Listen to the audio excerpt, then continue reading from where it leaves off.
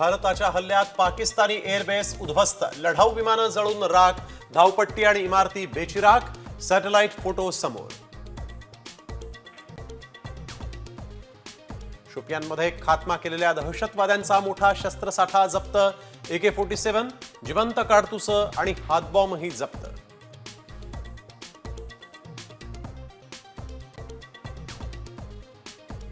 चीन सरकारचं मुखपत्र ग्लोबल टाइम्स आणि तुर्कीच्या TRT वर्ल्डवर भारतात बंदी, केंद्र सरकारचा मोठा निर्णय।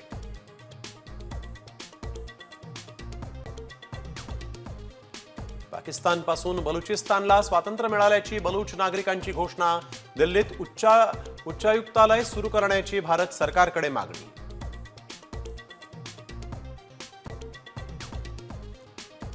मध्य प्रदेशातल्या भाजपच्या मंत्र्यांचं कर्नल सोफिया कुरेशींबाबत वादग्रस्त विधान, मंत्र्याविरोधात मध्य प्रदेश हायकोर्टाचे गुन्हा दाखल करण्याचे आदेश, काँग्रेसची निदर्शनं।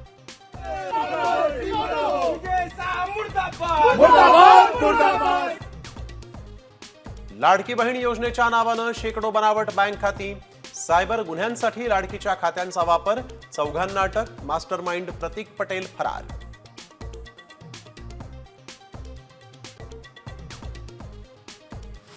राज्यातल्या अनेक भागात विजेच्या कडकडाटासह तुफान पाऊस, केळीच्या बागा आडव्या, उन्हाळी भुईमूग तसंच हळद आणि आंबा बागांनाही फटका।